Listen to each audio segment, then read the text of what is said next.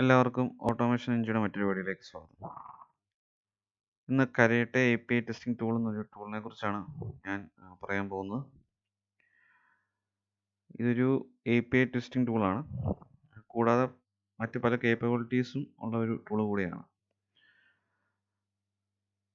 Already ഞാൻ പോസ്റ്റ്മാനെ കുറിച്ചൊരു playlist എൻ്റെ ചാനലിൽ ഓൾറെഡി ഞാൻ ആഡ് ചെയ്തിട്ടുണ്ട്. അപ്പം എല്ലാവരും ആ ഒരു പ്ലേലിസ്റ്റ് കണ്ടതിന് ശേഷം മാത്രം ഈ പ്ലേലിസ്റ്റിലേക്ക് വരുന്നതായിരിക്കും കൂടുതൽ നല്ലത്.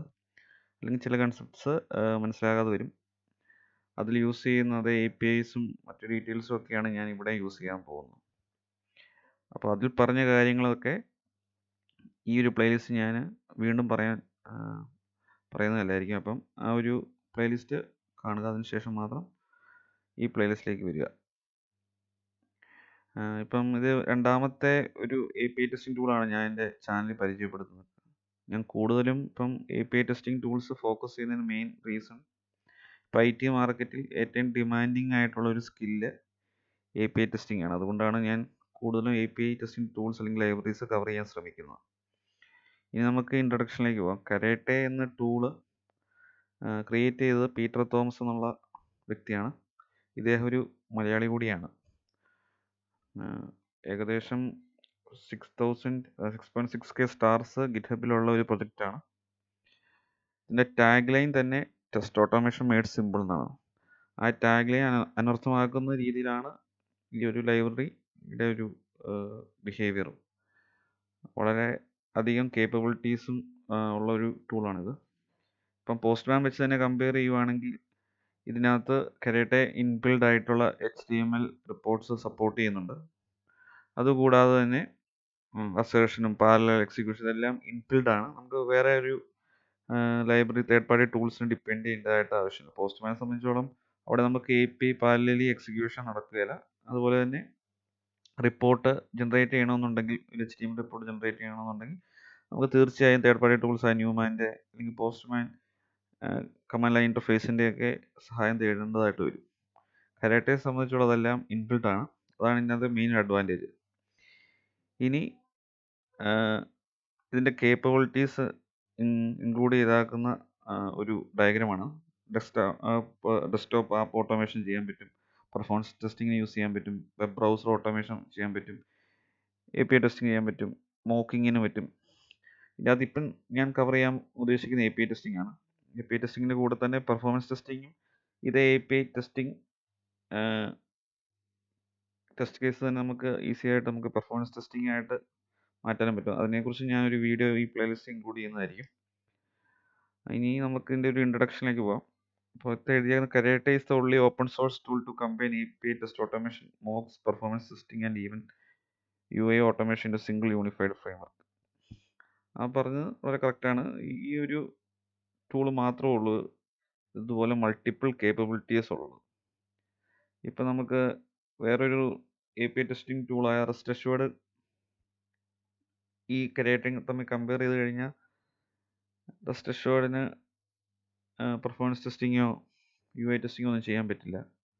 ഇനിയിപ്പം സെലീനിയം എടുത്തു കഴിഞ്ഞാൽ സെലീനിയത്തിന് UI വെബ് ബ്രൗസർ ഓട്ടോമേഷൻ മാത്രമേ പറ്റുള്ളൂ. പക്ഷെ കരേട്ടയെ സംബന്ധിച്ചോളം API ടെസ്റ്റ് ഓട്ടോമേഷൻ ചെയ്യാൻ പറ്റും, മോക്കിങ് ചെയ്യാൻ പറ്റും, പെർഫോമൻസ് ടെസ്റ്റിംഗ് ചെയ്യാൻ പറ്റും, UI ഓട്ടോമേഷൻ ചെയ്യാൻ പറ്റും. അതാണ് കരേട്ടെ എന്ന ടൂൾ പഠിക്കുന്നതുകൊണ്ടുള്ള മെയിൻ അഡ്വാൻറ്റേജ്. പിന്നെ ഈ ഒരു ടൂൾ ഒരു ഡൊമൈൻ സ്പെസിഫിക് ലാംഗ്വേജ് ആയ BDD സിൻടാക്സ് ആണ് ഫോളോ ചെയ്യുന്നത്. കുക്കുംബർ എന്ന ലൈബ്രറി യൂസ് ചെയ്തിട്ടുള്ളതൊക്കെ അറിയാം. കുക്കുംബർ എന്ന് പറയുന്നത് ഒരു ബിഹേവിയർ ഡ്രിവൺ ഡെവലപ്മെൻറ്റ് സപ്പോർട്ട് ചെയ്യുന്ന ഒരു ലൈബ്രറിയാണ്. അപ്പോൾ അതേ സിൻടാക്സ് തന്നെയാണ് നമ്മൾ കരേട്ടയുടെ കേസിൽ യൂസ് ചെയ്യുന്നത്. പക്ഷേ മെയിൻ ഡിഫറൻസ് എന്ന് പറയുന്നത് കുക്കുംബർ നമ്മൾ യൂസ് ചെയ്യുമ്പോൾ ഒരു ഫീച്ചർ ഫയൽ ആഡ് ചെയ്യും.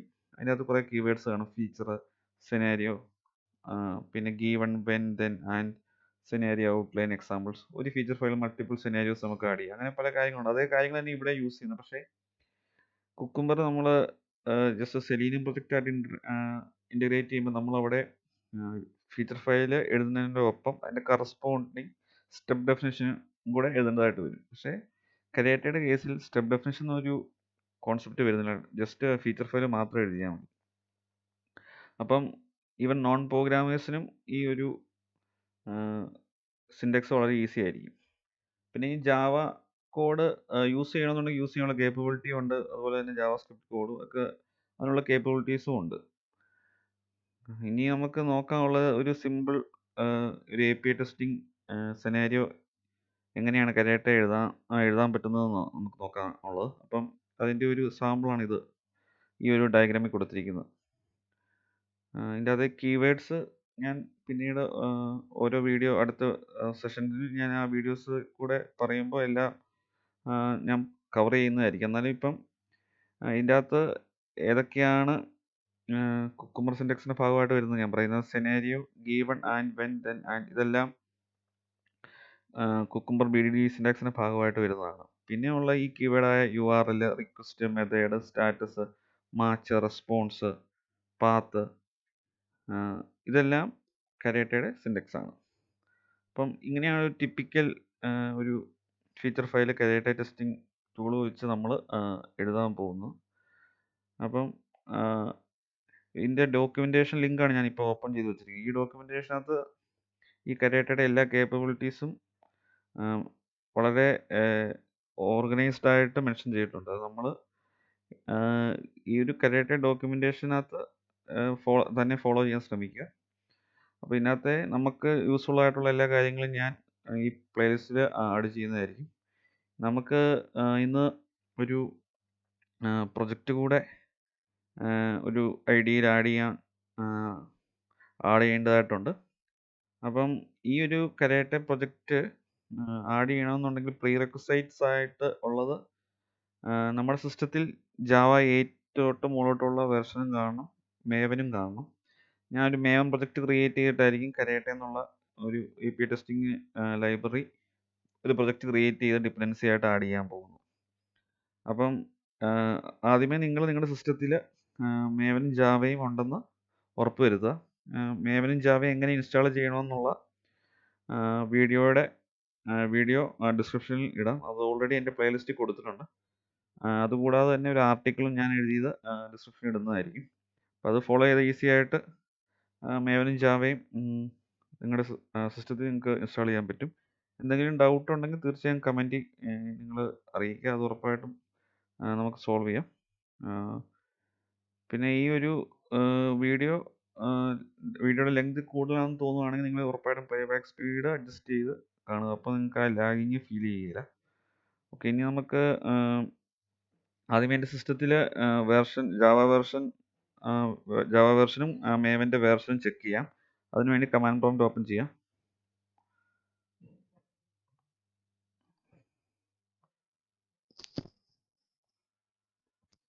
ജാവ ഉണ്ടോയെന്ന് അറിയാൻ വേണ്ടി നമ്മൾ യൂസ് ചെയ്യുന്ന കമാൻഡ് ജാവ സ്പേസ് --- വേർഷൻ എന്നുള്ളതാണ്.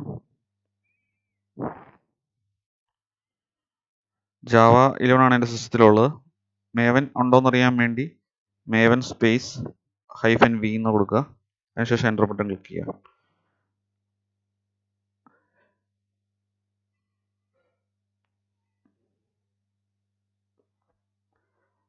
മേവനും എൻ്റെ സിസ്റ്റത്തിലുണ്ട്. ഞാൻ യൂസ് ചെയ്യുന്ന മേവൻ്റെ വേർഷൻ 3.8.2 ആണ്. ഇനി നമുക്ക് ഒരു പ്രൊജക്റ്റ് ക്രിയേറ്റ് ചെയ്യുക എന്നുള്ളതാണ്. ഞാൻ യൂസ് ചെയ്യുന്ന IDE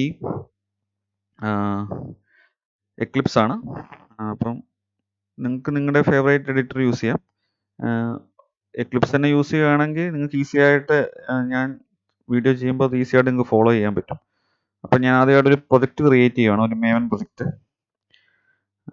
normal Java project create ചെയ്ത് കഴിഞ്ഞാൽ നമുക്ക് ഡിപ്പെൻഡൻസി മാനേജ് ചെയ്യാൻ ബുദ്ധിമുട്ട് വരും. അതുകൊണ്ടാണ് മേവൻ പ്രൊജക്റ്റ് ചെയ്യുന്നത്. അപ്പോൾ നമുക്ക് ഡിപ്പെൻഡൻസികൾ പുതിയ നമ്മൾ ഈസി ആയിട്ട് നമുക്കത് യൂസ് ചെയ്യാൻ പറ്റും. അപ്പം നോർമൽ ഒരു ജാവ പ്രൊജക്റ്റ് യൂസ് ചെയ്യുകയാണെന്നുണ്ടെങ്കിൽ നമ്മൾ ജാർ ഫയൽ ആഡ് ചെയ്ത് പിന്നെ റിമൂവ് ചെയ്തിട്ട് വീണ്ടും പുതിയ ജാർ ഫയലൊക്കെ ആഡ് ചെയ്യേണ്ടതായിട്ട് വരും.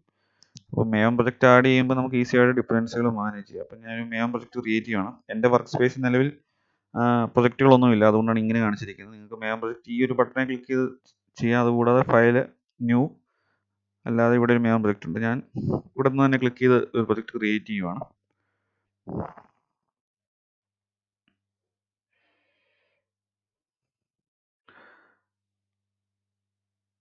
അതിനുശേഷം നെക്സ്റ്റ് ബട്ടൺ ക്ലിക്ക് ചെയ്യുന്നു.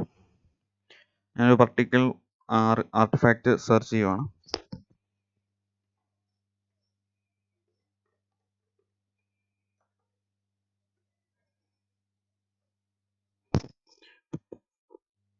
ഞാൻ മേവൻ ആർക്കിടൈപ്പ് ക്വിക്ക് സ്റ്റാർട്ട് എന്നുള്ള പ്രൊജക്റ്റാണ് സെലക്ട് ചെയ്യുന്നത്. അതിനുശേഷം നെക്സ്റ്റ് ബട്ടൺ ക്ലിക്ക് ചെയ്യുന്നു. എന്നിട്ട് ഞാൻ പ്രൊജക്റ്റിനൊരു പേര് കൊടുക്കുവാണ്, കരാട്ടെ API ടെസ്റ്റിന്. അത് തന്നെ ആർട്ടിഫാക്റ്റ് ID, ഗ്രൂപ്പ് ID കൊടുത്ത് കരാട്ടെ API ടെസ്റ്റിന് അതേ പേര് തന്നെ ഞാൻ ആർട്ടിഫാക്റ്റ് ID ആയിട്ടും കൊടുക്കുകയാണ്. ആർട്ടിഫാക്റ്റ് ID ആയിട്ട് എന്ത് കൊടുക്കുന്നു അതായിരിക്കും പ്രൊജക്റ്റിന് പേരായിട്ട് വരാൻ പോകുന്നത്. അതിനുശേഷം ഫിനിഷ് ബട്ടൺ ക്ലിക്ക് ചെയ്തു. പ്രൊജക്റ്റ് താഴെ ഒരു പ്രൊഗ്രഷൻ ബാർ ബിൽഡ് ചെയ്തുകൊണ്ടിരിക്കുന്നത് കാണാം. ബിൽഡിംഗ് ഇപ്പം പ്രൊജക്റ്റ് ക്രിയേറ്റ് ആയിട്ടുണ്ട്. ഒരു മെയിൻ പ്രൊജക്റ്റ് ക്രിയേറ്റ് ചെയ്യുമ്പോൾ ഓട്ടോമാറ്റിക്കലി കുറച്ച് സോഴ്സ് ഫോൾഡേഴ്സ് വരും. SRC main Java, SRC test Java. By default അതിനകത്ത് കുറച്ച് പാക്കേജ് ഉണ്ടായിരിക്കും. അത് ഞാൻ ഡിലീറ്റ് ചെയ്ത് കളയുവാണ്. നമ്മൾ പാക്കേജ് നമ്മുടെ യൂസിന് വേണ്ടി നമ്മൾ തന്നെ ക്രിയേറ്റ് ചെയ്യുന്നതായിരിക്കും. അതുപോലെ SRC മെയിൻ ജാവയ്ക്കകത്തും SRC ടെസ്റ്റ് ജാവയ്ക്കകത്ത് ഓൾറെഡി കളഞ്ഞു. SRC മെയിൻ ജാവയിൽ ഡീഫോൾട്ടായിട്ട് ക്രിയേറ്റ് ആയി വന്ന പാക്കേജ് ഡിലീറ്റ് ചെയ്യുകയാണ്. പിന്നെ നമുക്ക് അത് ചെയ്യേണ്ട മാറ്റം, ഇവിടെ ഡീഫോൾട്ടായിട്ട് ഈ പ്രൊജക്റ്റ് ക്രിയേറ്റ് ചെയ്ത് വന്നപ്പോൾ ജാവ വെർഷൻ 1.7 ആണ് കാണിക്കുന്നത്. അത് നമുക്ക് ആ വെർഷൻ 11ലേക്ക് മാറ്റേണ്ടതായിട്ടുണ്ട്. അതിനും വേണ്ടിയും പിന്നെ ഡിപ്പെൻഡൻസികൾ ആഡ് ചെയ്യാൻ വേണ്ടി നമ്മൾ യൂസ് ചെയ്ത pom.xml, അതായത് പ്രൊജക്റ്റ് ഒബ്ജക്റ്റ് മോഡലാണ്. ഇതാണ് ഒരു മെയിൻ പ്രൊജക്റ്റിൻ്റെ മെയിൻ പാർട്ട്. ഇതിൻ്റെ അകത്തായിരിക്കും നമ്മൾ ഡിപ്പെൻഡൻസികളൊക്കെ ആഡ് ചെയ്യുന്നത്. അപ്പോൾ ആ pom.xml ഓപ്പൺ ചെയ്യുന്ന ഞാൻ അതിനുശേഷം ഇതിൻ്റെ അകത്ത് ആവശ്യമില്ലാത്ത കാര്യങ്ങൾ ഞാൻ റിമൂവ് ചെയ്യാൻ പോവാണ്. അപ്പം ഡിപ്പെൻഡൻസികൾ JUnit നമുക്ക് ഇപ്പം ആവശ്യമില്ല. ഞാൻ ആ ഡിപ്പെൻഡൻസി റിമൂവ് ചെയ്യുന്നു. അതിനുശേഷം കുറേ ബിൽഡ് ടാഗിനകത്ത് കുറേ കാര്യങ്ങൾ പറഞ്ഞിട്ടുണ്ട്. ആ ബിൽഡ് ടാഗ് ഫുള്ളി ഞാൻ റിമൂവ് ചെയ്യുകയാണ്. എല്ലാം കൂടി ഇപ്പം തന്നെ അത് ഇൻക്ലൂഡ് ചെയ്ത് നമ്മൾ മുന്നോട്ട് പോയി കഴിഞ്ഞാൽ നിങ്ങൾക്ക് ഒരു കൺഫ്യൂഷൻ വരും. അതുകൊണ്ടാണ് ആവശ്യമുള്ള കാര്യങ്ങൾ മാത്രമേ ഞാൻ ഈ pom.xml ഫയലിനകത്ത് ഇൻക്ലൂഡ് ചെയ്യുന്നു. ഇനി നമുക്ക് ജാവയുടെ വേർഷൻ മാറ്റേണ്ടതായിട്ടുണ്ട്. അതിനു മുമ്പ് നമുക്ക് കരാട്ടെ ഡിപ്പെൻഡൻസി ആഡ് ചെയ്യണം.